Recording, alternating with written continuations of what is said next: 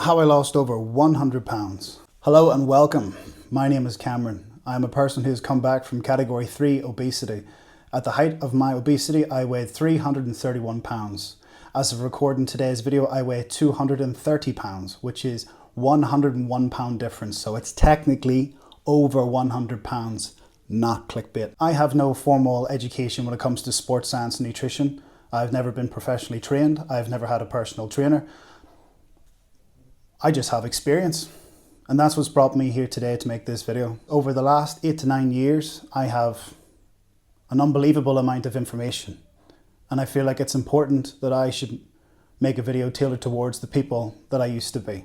This video is for people in the categories 1 to 3 obesity, focusing primarily on category 3 obesity, which we will get into shortly. If you are somebody, or you know that somebody that has struggled with obesity their entire life, well then this video is for you. We're not going to talk about nutrition, we're not going to talk about training, we're not going to talk about anything like that. A lot of this video is going to be talking about the mental barriers that someone would make when they are obese. As I am someone who used to be category 3 plus obesity, BMI 44 I think it was, I know all the excuses, I know all the reasons, and I know all of the barriers that I used to put up and how I had to systematically break every last one of them down just to get to where I am now.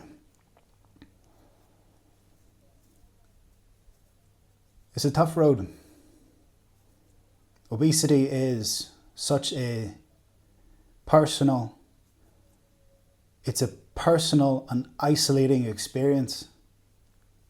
You feel almost completely alone. And you are. But you don't always have to be. If you feel like you have no hope, if you feel like you just do not know where to start, this video is for you. First of all, we're going to talk about statistics and how statistically likely you are to overcome obesity. Maybe some of you are familiar with the BMI, which is your body mass index. This has been traditionally used to determine whether someone is a healthy weight, overweight, and they have category obesity from category 1 to 3. So depending on your current height and weight, it's going to be different for everybody. But I advise that for the educational purposes of this video that you should calculate your BMI. For the purposes of statistics only, we're going to talk about the BMI index from category 1 to category 3 obesity. Anyone with a BMI from 30 to 34.9 is category 1 obesity. Anyone from BMI of 35 to 39 is category 2 obesity. And category 40 plus is category 3 obesity. As a 6'1" individual who weighed 331 pounds, I was a category 3 obesity. Big boy. I certainly hope that a lot of the other viewers watching this are also big boys. So we're going to talk about the 2015 study from Fidels and colleagues published by the American Journal of Public Health. They defined many different probabilities of someone to successfully lose weight. In this video, we're going to talk about specifically the only section that was available that talked about long-term weight loss using simply diet and exercise. So if you are a category 1 obesity, you have a chance to come down to the normal weight of 1 to 4%. If you are category 2 obesity, you are found to have a probability of losing the weight and keeping it off long-term with diet and exercise of less than 1 to 2%. If you are category 3 obesity, your probability of losing the weight over the long term was less than 0.5%. Now I know what you're thinking. You're thinking, Cameron, this is all very disheartening. Well, look, statistics are what they are. They are simply just information. It's up to you how you utilize that information. This is one of the first things that I ever did. I went through Google at the time and I tried to see what were my chances of losing the weight, not just initially, but long term, because over 90% of people who lose the weight gain it back. I wanted to know what are my chances to lose the weight and keep it off forever, because that's what I wanted to do. And I was 21 years old and I was 331 pounds. And same thing, it told me that your chances were less than 0.5%. There's two ways of looking at that. You can look at that and think to yourself, wow, I have a 99.5% chance of failure. I chose not to do that. I wanted to say, I have less than 0.5%, 0.5% chance of success. And I just took it as a challenge, because my weight had never been challenged before my entire life. And I thought, I refuse to be another statistic. I it was one of the catalysts that really threw me into this journey, because I just simply refused to be part of another study, of another statistic. I knew I could do more, so that's what I went with. So don't listen to these figures and be disheartened that your chances are slim to none, from 96% failure to 99.5% failure. Take it as a challenge. Where does obesity come from, particularly those from category 3 and above? Obesity has many different forms. Obviously, in its most rudimentary, basic forms, it is that you eat more than you move. Everybody knows that. You eat too much food, you don't move enough, you become large. But particularly those people who know that and continue to eat and become so obese that they creep up into these, BMI 40 and plus, you have to ask yourself, where does obesity come from? And I thought about this section of the video for a long time. And I thought about my circumstances, because thankfully I didn't suffer like a lot of the people in my 600-pound life. I've watched so much of their stuff. And I see like a lot of these people had like really stressful upbringings. They had abusive family members. These people suffered. And I had never suffered. So what was different from me to them, and why did we achieve the same result when our circumstances were completely different? So whether you have been someone who's been abused, or someone who has been obese all their life, who feels like it just kind of happened. And for someone like me who also I have no reason, I just became so large. But what if I could boil all of these circumstances down into one single point? Obesity comes from a lack of self-respect. At least that's what I believe. I believe that obesity comes from a lack of respect for your own human body. We've all seen videos of people online who were born disfigurements, without limbs, without a functioning body. And yet here am I, and here are you. Two people who are born with functioning bodies, and we don't respect the body upon which we inhabit. Why would we do something like that? Why would any logical person do that? Is it because you don't care? Is it because you don't respect the life that you have? I don't think so. I think it's just a lack of self-respect. A lot of people in my 600-pound life would often say to the doctor, so what do you eat? I eat crap. That's the way they describe it. They say, I eat crap, I eat garbage. And why would any person who respects themselves eat like this? It's because, myself included, I see myself as crap. So I would fill myself with crap. You are what you eat. As a cliche as that sounds, that is quite literally true. You eat crap because you think that you are crap, that you are not deserving, that you do not deserve more. So if you're watching this and you're very obese, you have to think about your reasons for why you are obese, and you have to face them. Everybody's circumstances are different, but look at the root cause and you will see it just comes from a lack of self-respect. At least that's what I believe. Maybe you'll see it too. Are you addicted to food? This was a question that I used to ask myself many, many times. And I think the answer to the question, after so much reflection, the answer was no. I was not addicted to food. I don't think any overweight person is addicted to food.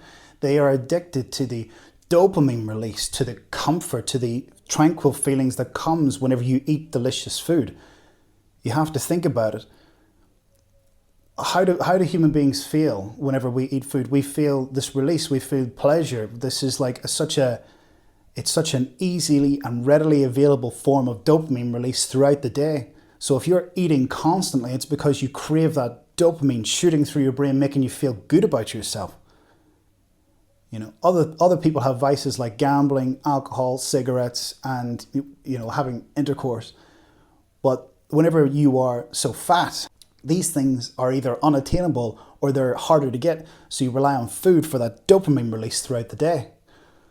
And once I realized that, things really started to change.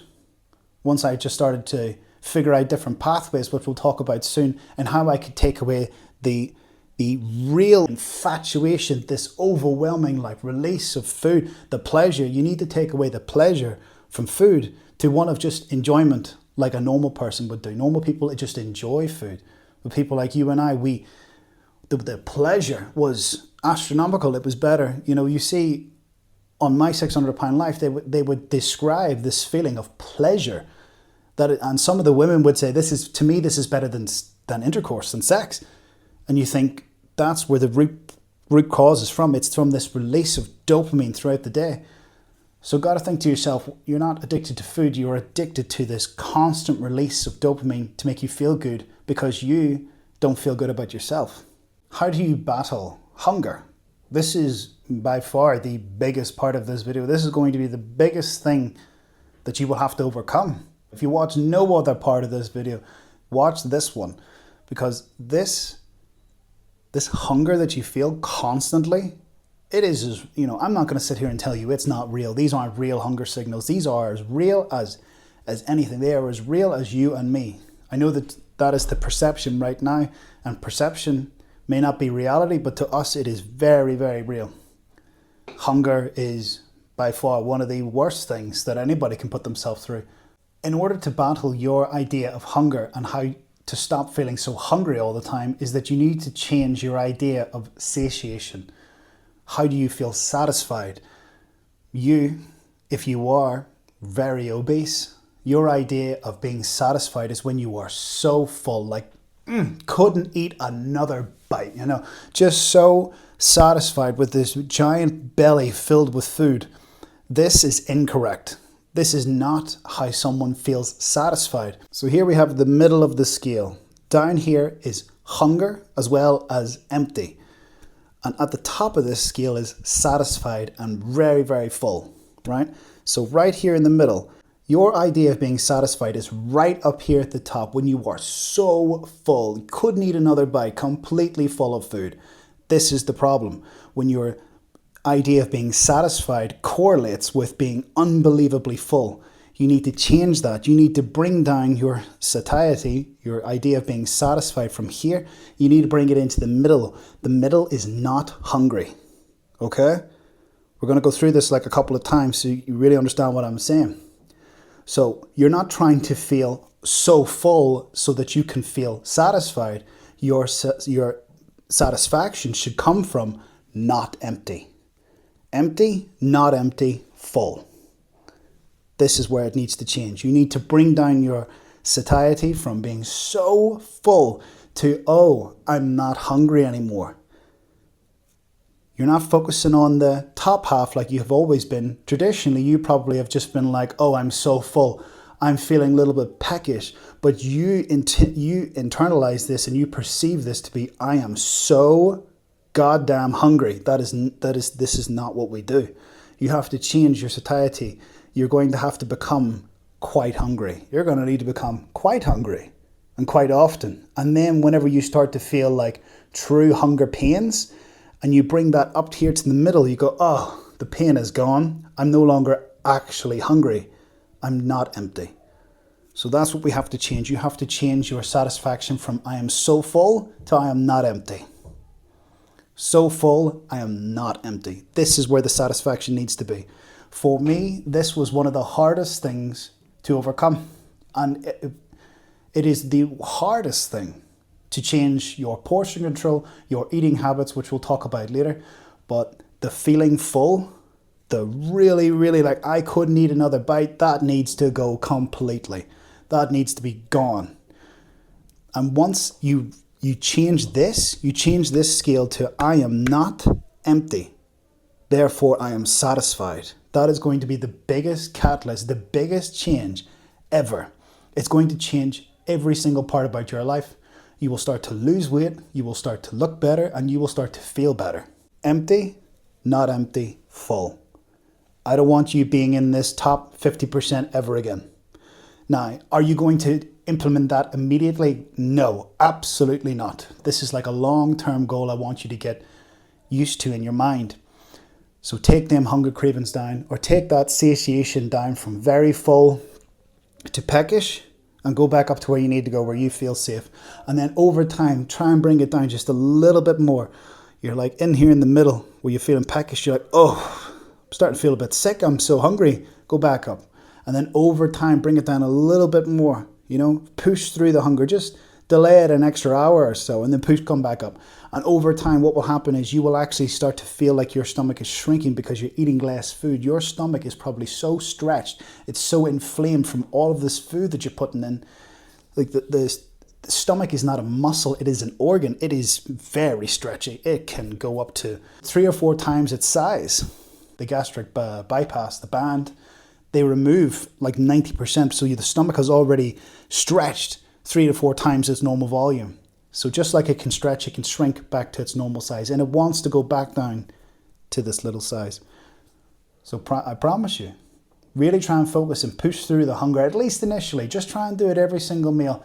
And then once you get better at it, you'll actually be able to feel like, wow, I haven't eaten quite at all. Maybe in the last like 12 hours. And then you'll feel like, whoa, I'm actually pretty hungry here. And then you'll start to feel this is what real hunger is. Right now in the middle, I know for me, I only ever felt cravings. Like cravings. I felt full, came down to cravings, interpreted that I needed, whoa, I am super hungry and I needed more food to get back up to here. It's incorrect. True hunger is down here, and true hunger is awful. It sucks. And like that feeling whenever you go from being super hungry to not full, it's enough. You think you know what hunger signals are, you don't. You understand cravings. Down here is hunger. Hunger is on a completely different level. In fact, I remember thinking to myself, wow, whenever I got like into fasting and stuff, which I also don't recommend, but whenever I did experiment with fasting back in the day, I started to realize like, wow, I have never in my life felt true hunger. I have never been truly hungry until now. And there's some experiences that I had, which I won't talk about now, but maybe at some other point in some other video. But those experiences like change you when you realize, wow, me personally, I live in the developed world. I've always had food my entire life, obviously too much food. I never felt hungry, never. Always peckish or always cravings, but I perceived that to be hunger. And hunger is a truly humbling experience. When you're really hungry for the first time, you're like, wow, I've actually had it really, really good. This life is really, really good because at any time I could just go get something to eat, and it makes you think about those people that have nothing, that don't even know where their next meal is coming from. And it's a very humbling experience. And I remember for me, I felt shame. I felt shame for taking my body for granted. I felt shame for overeating. And there's people that had nothing to eat that feel this all the time. And I remember I felt shame because they have nothing and I have everything. I have so much that I eat way too much. It's very, very humbling.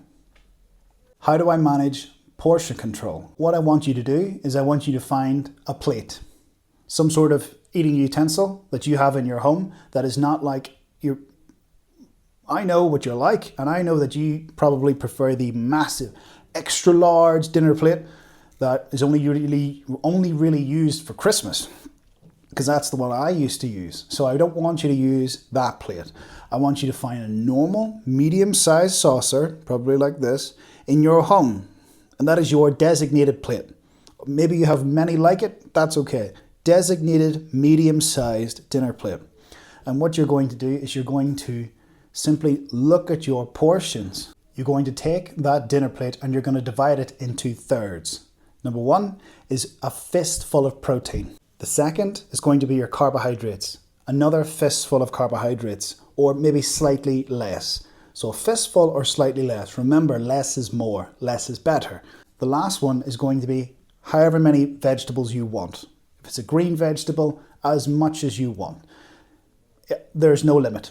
All vegetables, all green vegetables are good for you. Any vegetable is good for you. Vegetables are very low in calories and very high in volume. These are going to be very filling foods. and you, my friend, are going to be very hungry all the time.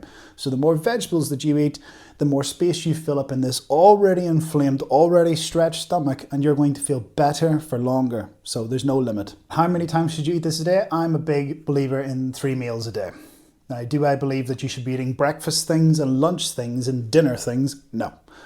I am not a person who I only have my oats in the morning and toast and, breakfast thing. And then in my lunch, I have to have a sandwich, and then dinner no. I eat the same meal, all 3 meals, every single day. Your body likes to have the consistency of the same foods. Your body actually prefers to have the same source of all 3 macronutrients. It prefers the same source of protein, carbohydrates, and fats.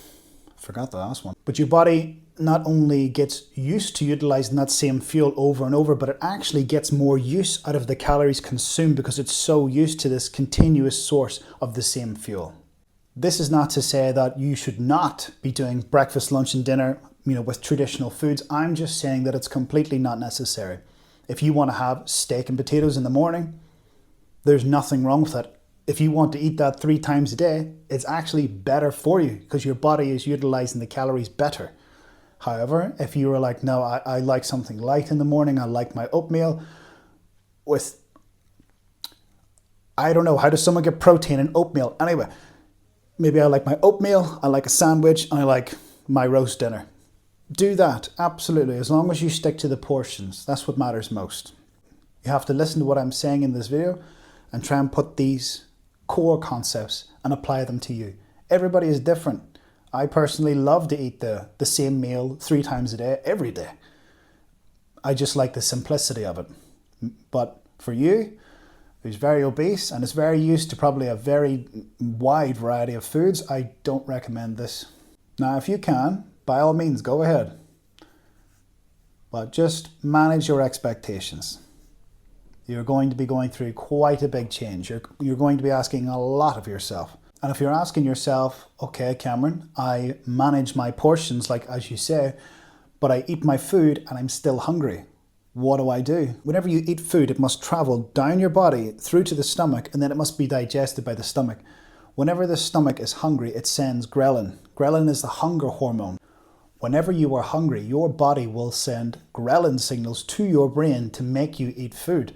This process doesn't happen like that. This happens over time when the stomach starts to realize, I haven't had any food for a while, I've got nothing to digest, I'm starting to feel hungry. So the signals get sent to the brain and your brain processes them and it makes you go eat food. Vice versa. Whenever you eat, the signals that stop ghrelin and stop making you hungry don't happen. They're not there immediately whenever you eat food.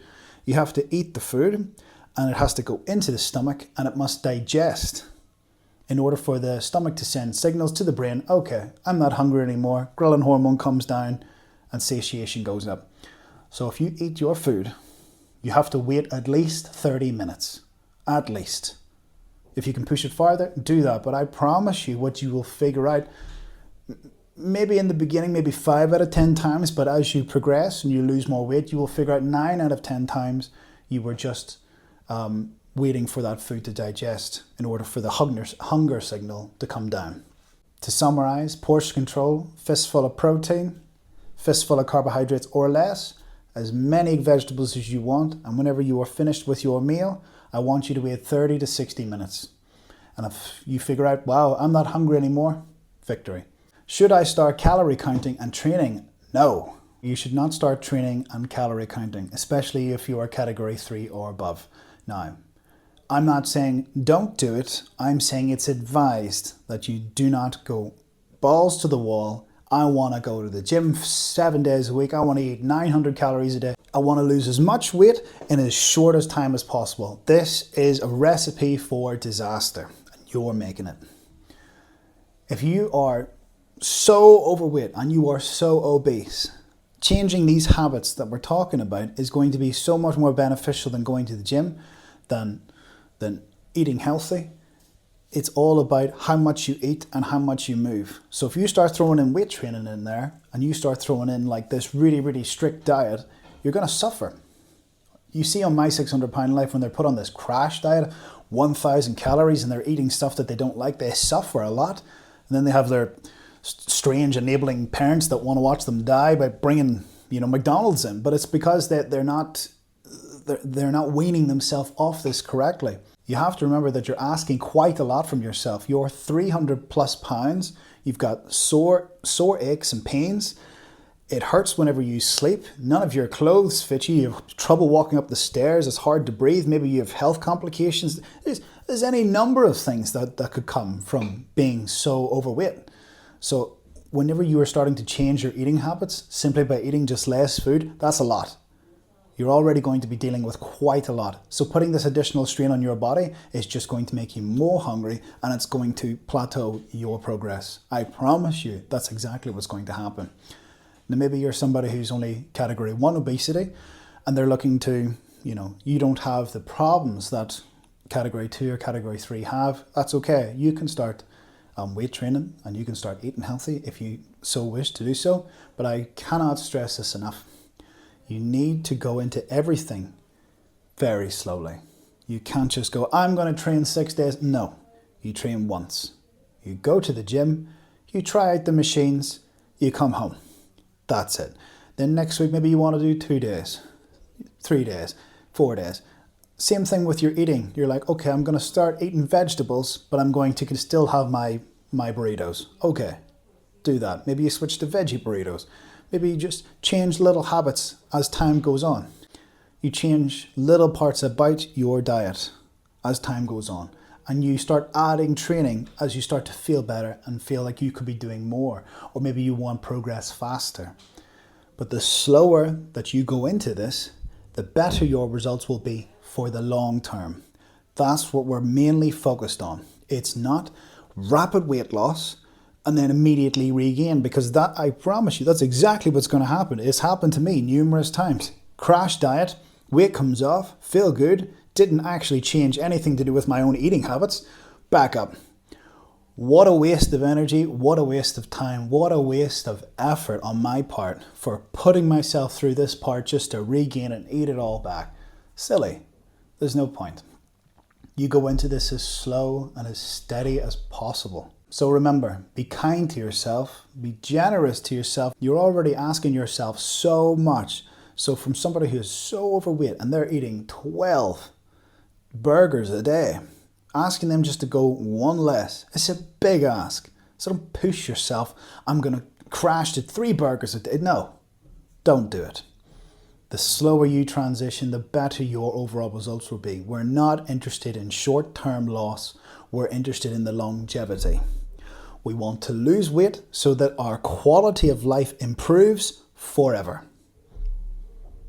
You really apply that and you will lose the weight in half as much time as it took me. Half as much time if you do it smart and you do it slow. There's a reason it always wins the race. What should I eat? We touched briefly on this a few sections ago, where we talked about a fistful of protein, a fistful or less of carbohydrates, and as much vegetables as possible. And you might be thinking to yourself, well, that's all well and good, Karen, but it's not really going to fulfill my desire for cheeseburgers, is it? Well, I completely agree.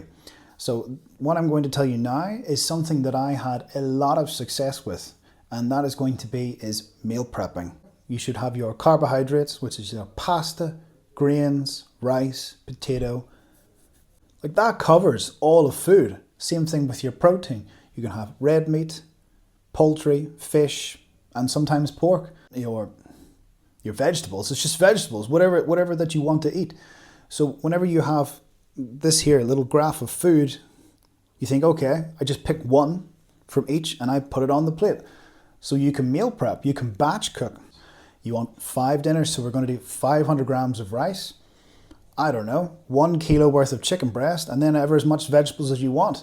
And you divide that up, you put it into little boxes, whatever you've got, little meal prep boxes. And then you're thinking, oh, well, this isn't very tasty. This is what I used to do, was I used to add sauce. Sauce from jars, jar of sauce. You've got bolognese sauce, korma sauce, curry, whatever it may be. I know that lots of people online will tell you like, oh, it's full of sugar, it's full of sweeteners, it's full of this, it's full of... I don't care, right? I had lots of success with this in the past, all right? You are not focused on your macronutrients right now. You are so overweight. As soon as you start to eat a little bit of healthy food, it's going to make all the difference. You're not eating this heavily processed crap. You're eating good food covered in some processed sauce. That's ultimately going to be much better for you than anything else. So once you have all of your batch cooked meals, if you can make a sauce from scratch, you know, amazing, 5 stars for you. But I just don't think it's really necessary for you right now. Asking you to do all of this is a lot. So maybe you're someone who really likes food, who loves to cook their own food, by all means, absolutely. But there's nothing wrong with getting the jar of sauces from any of your local supermarkets, anywhere. Remember, bolognese, korma, jalfrezi, chili, you know, anything that you can think of. And just simply just take, I used to do 3 tablespoons. Everyone for, you know, for my protein, my carbohydrates, and my vegetables. And I had lots of success with that, so I highly, highly recommend it. Batch cook and use some sauce. Is there such thing as bad food? My personal opinion is that if you follow any person who says there's no such thing as bad food, get rid of them completely. It's complete nonsense. There is, of course, bad food. Anything that is heavily processed, you cannot determine by visually looking at it how it was created, I personally think is bad food. Have you ever looked at an Oreo and thought, oh, I wonder how it's made? You're like, no, tasty shit. That is not what we're going for. If you're someone who has eaten heavily processed food your whole life, me asking you to stop eating it right now, it's not going to happen. Do not think that that is what I'm telling you to do. I'm not telling you to stop eating junk food forever. I'm telling you, if you can, please try and tailor it down. You have your batch cooked meals, maybe you have a little dessert, a little treat, something small to give yourself that reward for doing well, for trying to change your eating habits, for making the effort for eating something that's not processed. You can have a little something that's processed. And over time, I promise you, what happens is that your body gets so used to having good food, good nutrients, that you just don't want this stuff anymore. I just don't want it anymore. I just don't crave it.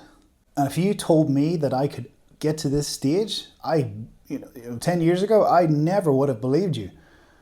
I loved junk food. I loved it so much. I loved it more than anything. And now it's just, I don't hate it. It's just not within my interests at all. Remember that junk food is just a hindrance. It just stops you from getting to where you need to go. Wean yourself off as slowly as possible, as long as it takes. It will make all of the difference. And what happens is over time, you actually become so accustomed to eating healthy that whenever you have junk food, especially like if you have it like once a week, you will wake up the next day and you will like, I feel hungover. I feel not good from all of this sugar and heavily processed nonsense and all of this sodium. Like my head hurts. That's when you know like things are really starting to change for me. I'm actually losing weight. I'm becoming better. This thing is not my life anymore. It doesn't define me. It's not my personality. It's not me anymore. It's a really big changing moment that you should be looking forward to.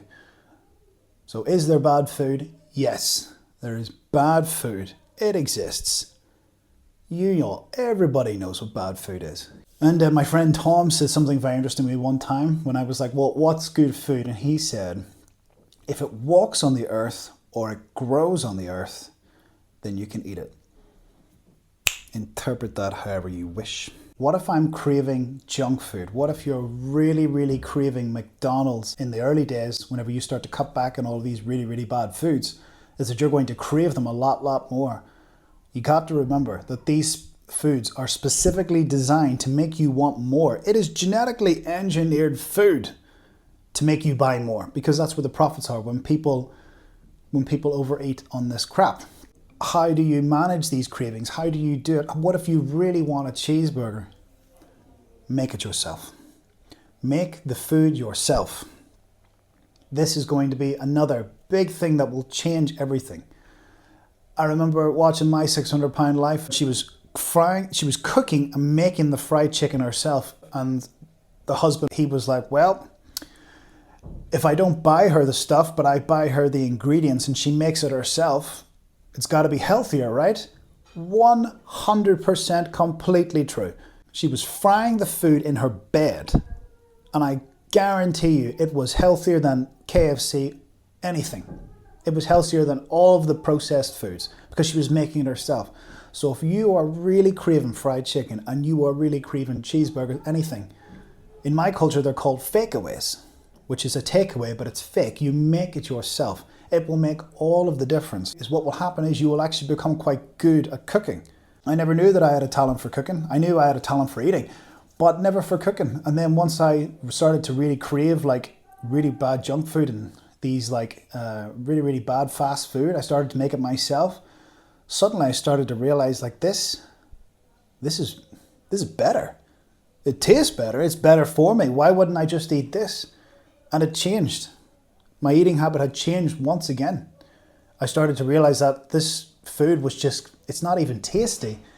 It's just convenient. It's just fast. I just want it now and I got it now. But if I'm craving it and I make the effort and I go fry up a beef patty and I make I buy the buns and I put it all together and I make a lower calorie sauce or something, it's better. It tastes better. It's better for you. So absolutely. Focus on maybe making the food yourself. Bonus point for this section, what comes back to the lack of self-respect, is next time that you have this like fast food or this crap, I want you to look at the Big Mac, look at the quarter pounder with cheese, look at what you're eating, look at this, this KFC that's like greasy and it's not crispy because it never is. I want you to look at the food and ask yourself, is this good enough for me? Like really, really ask yourself, look at this and be like, is this good enough for me? And the answer should be no, it's not. It's not good enough. This is processed. It's not fresh. It's not crispy. It's not the way I wanted it. It's not perfect. So why should you eat it? Why would you put the calories in your mouth? Why should I put the calories in my mouth whenever I am not going to overly enjoy it? So don't. And if the answer to that question is yes, it's good enough for me, well then it tailors back to the same thing. You don't respect yourself enough and you don't believe that you are worthy of good food. You don't believe that you deserve better. But you do. Everybody does. Everybody deserves better. Don't settle for less. Just try, make it for yourself just one time. And I guarantee you'll see the difference. You'll see this is what I want. It's better for me. It tastes better. I deserve better. All of these things that you do, they feed into your mindset. They make you better. So remember, it's not good enough for you. Make it yourself. When will it end? This is a question that I used to ask myself quite a lot whenever I was dieting. And I used to think, like, am I going to have to just eat this food forever? Am I going to have to never eat the foods that I like anymore to the volume I like? Am I going to have to deal with this forever? Yes. The answer is yes. Now, don't take that as like, oh, I have to give up my life completely. It's not about that. It's about changing your ideology. A word I hate is diet. Diet implies that we will start on the diet and then we finish on the diet. We hit our goal weight and then happily ever after. That is ridiculous. It does not exist. There is no diet. Especially not for you if you are so overweight and so obese. It's not about a diet. The diet does not end. We are making lifestyle changes. Not diet, lifestyle changes. You're changing your eating habits forever so that you can live better, be healthier, feel better.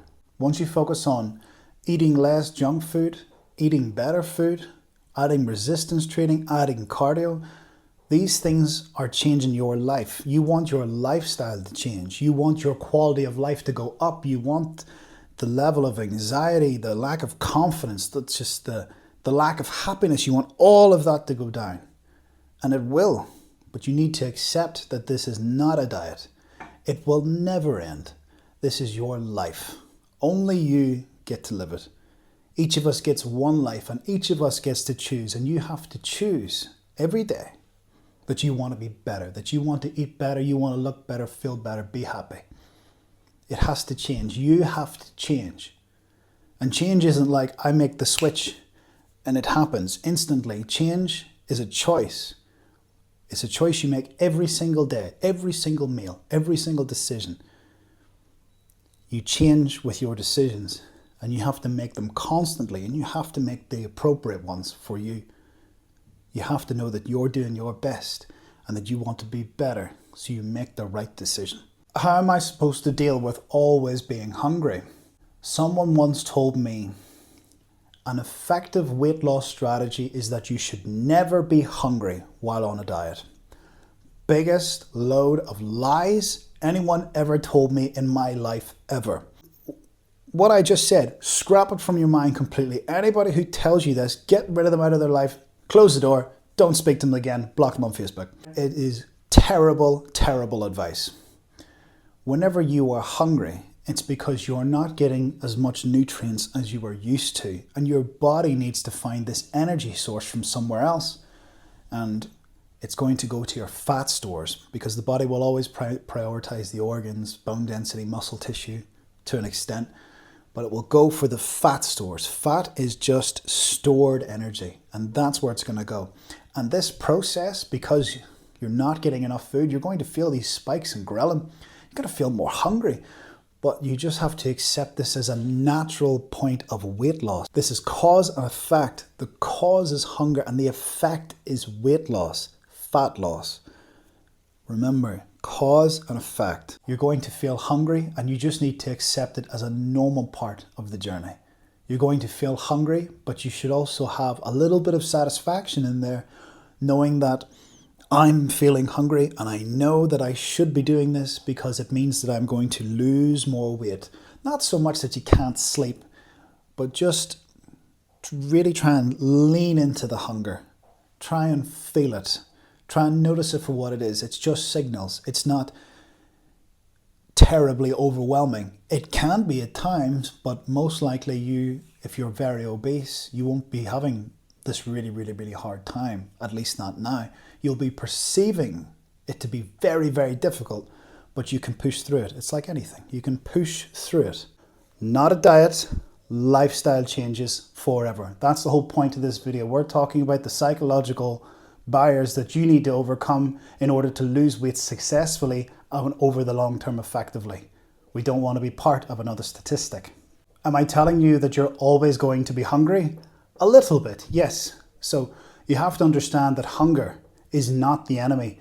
For me, for such a long time, hunger was this like horrible state of being that I just couldn't handle being in.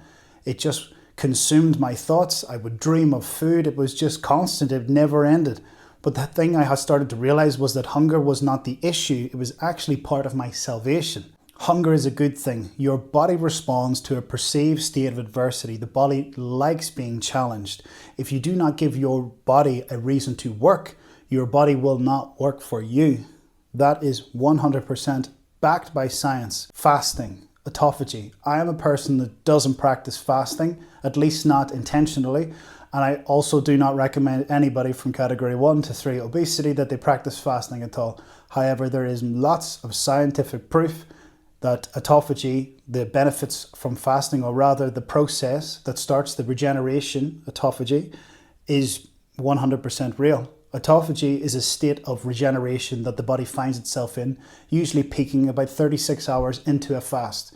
This regeneration starts on a cellular level. Body consumes excess skin tissue, bone density increases, muscle tissue management. All of these things are a byproduct of autophagy, of fasting. The take-home point is that hunger is not the enemy. You have to realize that it is your salvation. I used to tell myself, I'm going to starve myself into submission. I'm going to make myself hungry and I'm going to get used to it because I need to get under my acceptable tolerance of hunger and I need to push past it. And then my baseline dropped and then I could go hungry for longer periods of time and it drops again. and suddenly I don't want to eat as much food. I don't want to binge all the time. I don't crave food as much as I used to. So you have to really lean into hunger. It's really important. Simply accept hunger for what it is. It is not a problem. It is a feature. It is a feature of weight loss. Cause and effect. The cause is hunger. The effect is weight loss. Cause and effect. Realize that it's just one of the features of losing weight. It's uncomfortable, but changing your body is not meant to be a comfortable experience. You're meant to experience symptoms. Like when someone is trying to put on weight, like an ectomorph, they burn significantly more calories just at rest. They struggle to put weight on. So many people will tell me in the gym how they struggle to eat enough food and they can't gain weight. That is very true, because these skinny people, these ectomorphs, they just burn so much calories all the time and they cannot put the food in their bodies quick enough. So I tell them, you are going to need to be uncomfortable with your state of being.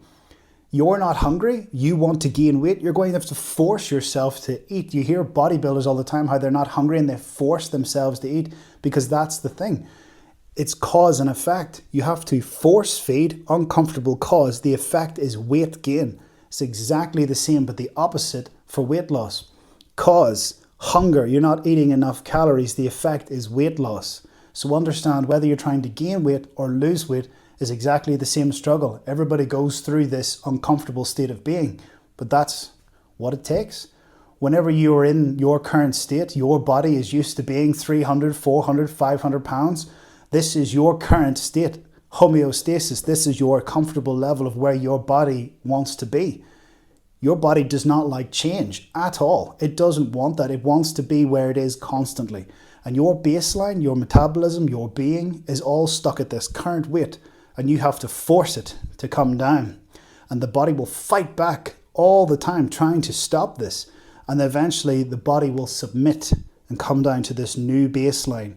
And things will become easier and become better. Because your body will not provide so much resistance to this change. So you have to remember that you might be always hungry now, but you won't be always hungry forever. Your body needs time to adjust. You got to be patient with your body.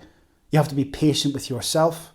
This is why I say you have to go through these changes very slowly, because things are going to get drastic and things are going to get uncomfortable.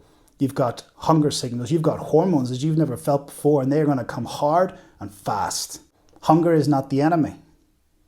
Relinquish that from your mind. Why should you lose weight? I touched on this briefly earlier. So whenever you are always eating good food and that you feel better, you become addicted to this clean feeling, this new homeostasis where you just feel good all the time. I still remember back when I was so overweight and I used to eat crap all day, every day, and I never noticed how bad I felt.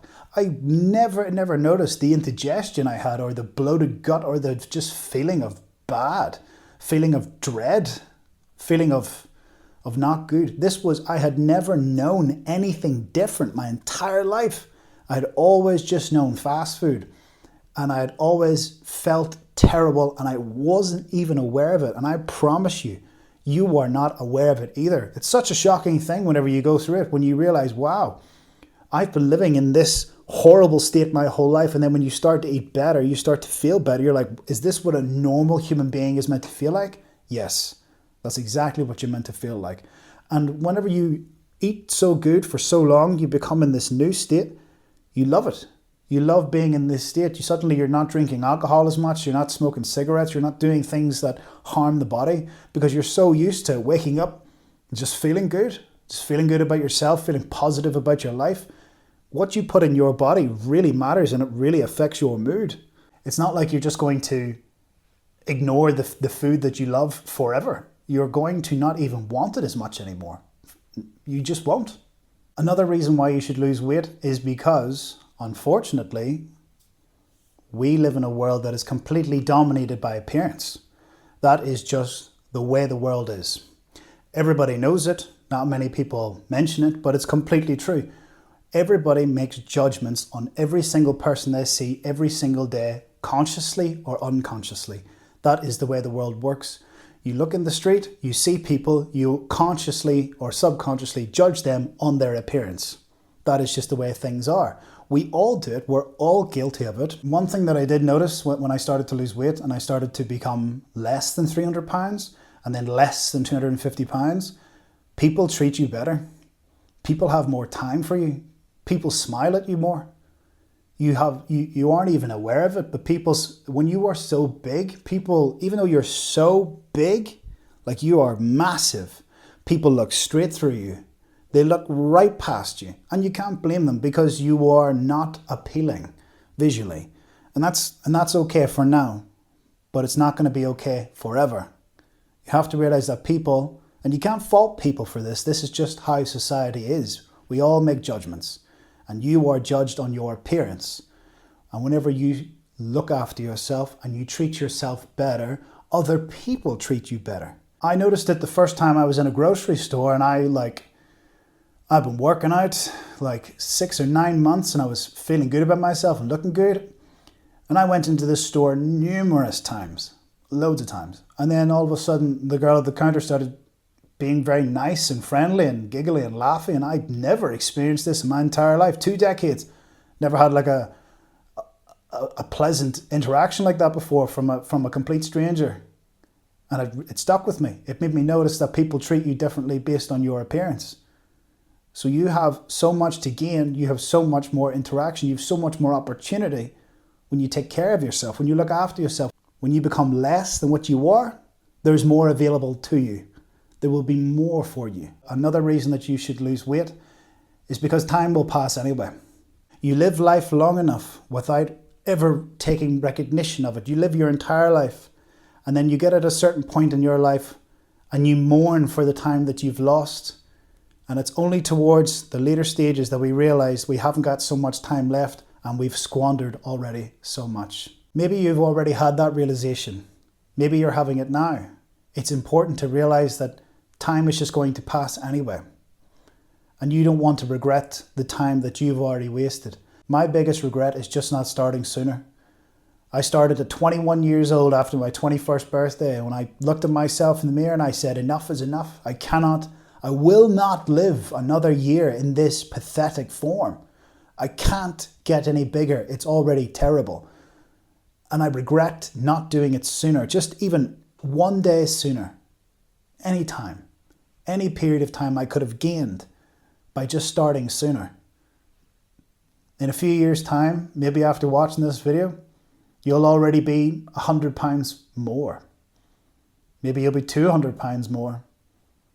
And some other people who have watched this video, they might be the same amount but less. And the same amount of time will have passed. It's how you utilize your time that matters. It's up to you to decide how you want to use your time. Each of us gets to choose. Do I really want to lose weight, or is it just a phase? Are you wondering if you're just feeling this momentary lapse of motivation? How do you know if now is the time that you are going to lose weight, now is the time after all of the failures that you're actually going to do it and succeed? How do you know if the time is now? You don't. There is no time. There is no specific point in your life. There is no life event that will come that will make you want to lose weight. You have to do it because you want to do it.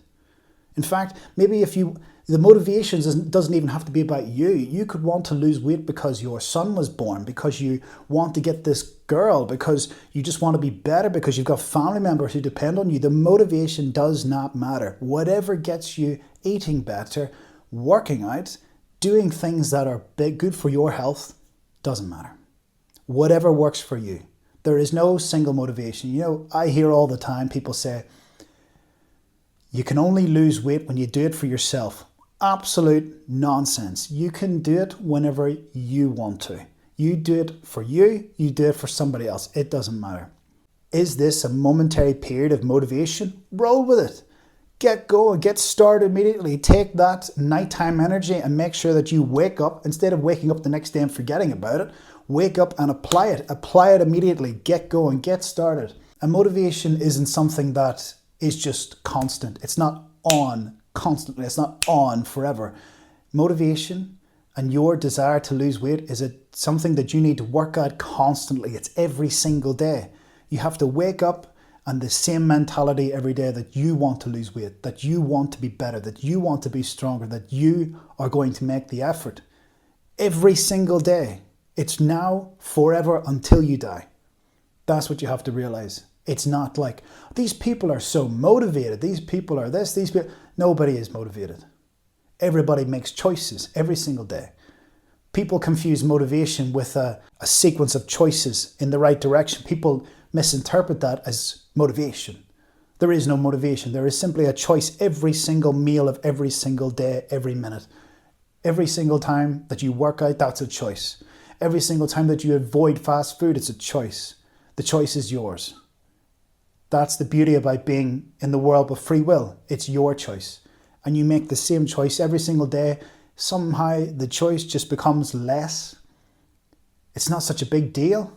It's just your way of life. It's your lifestyle change.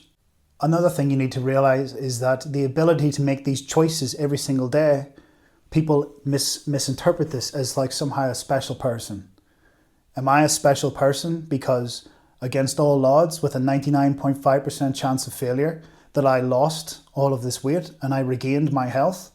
Does that make me somehow a better person? Do I have something that someone else doesn't have? Is that the reason that that person failed and I succeeded because I'm special? No. I am a regular person. I'm a regular dude. There's nothing even remotely special about me that made me so that I overcame this. There's nothing special about me.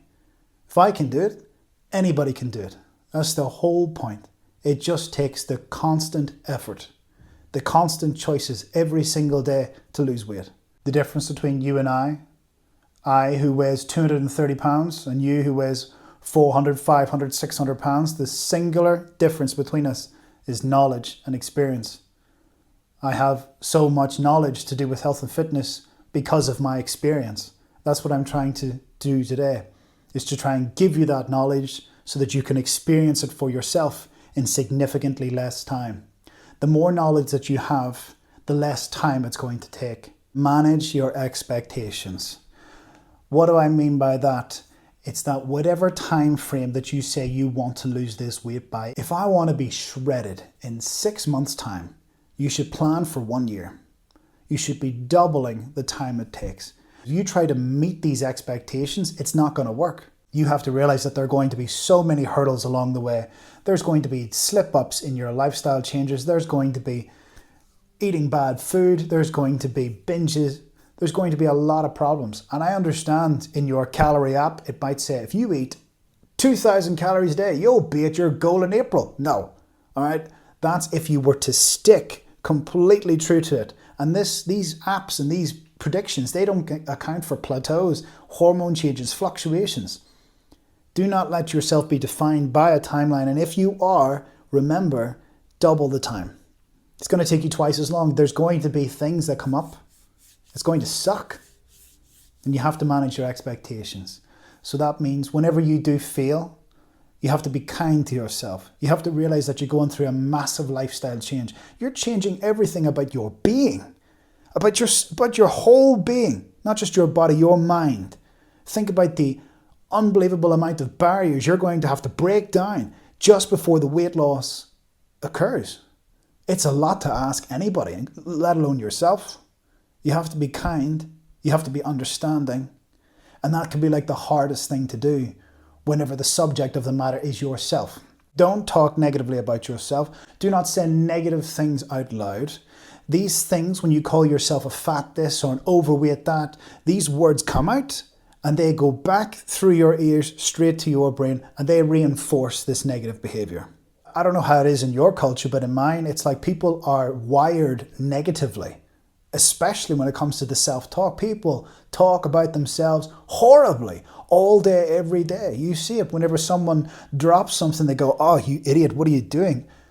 They say that to themselves. People say negative things about themselves constantly, all the time, every day. So you have to stop and you have to be kind to yourself and you have to be understanding. Because as long as you're putting in the effort and you know that you're saying to yourself, I stuck to my diet, I went to the gym, I went for my walk, whatever it is, I'm doing everything I possibly can all day, every day, to make sure that I am progressing. If you're doing that, I consider you to be a pretty perfect person. For me, perfection is not about the state of the body, it's about the state of the mind. And if you can honestly say to yourself that I am doing everything, I am 100% effort. I slipped up, but I tried my best and I did everything I possibly could with maximum effort today. I think you're a pretty perfect person. If I could change one thing on this earth, I would stop negative self-talk externally and internally. I understand that I can tell you to stop it externally, but internally it's going to be a bigger problem. But if I could change anything in our society, everything, I would just stop this. If I could only change one thing, I would stop negative self-talk. So don't talk about yourself negatively. Do not say mean things to yourself. Do not talk down about yourself to anybody, about anything. Do not say any negative things, period. Some final words. If you've made it through to the end of this video, I want you to understand that you are not alone, that there are millions of people like you who are going through exactly the same struggles. You are having the most horrible, isolating experience of your life, and unfortunately you've already wasted so much time, but you don't have to waste any more. Only you can make the changes, only you can make the choices every single day that are required in order for you to improve your life. From my own personal experience, I can promise you, you have nothing to lose. You are already so obese. You are probably going to be dead at some point much sooner than is expected. You have nothing to lose. And whenever you are at the bottom, you can go nowhere else but up. You have every single thing working for you. Every single metric in your life will become better. You will sleep better. You will feel better. Your thoughts will be better. You will be better. Everything in your life will become better. Your relationships, your job prospects, the way people treat you, you have nothing to lose and everything to gain. So start.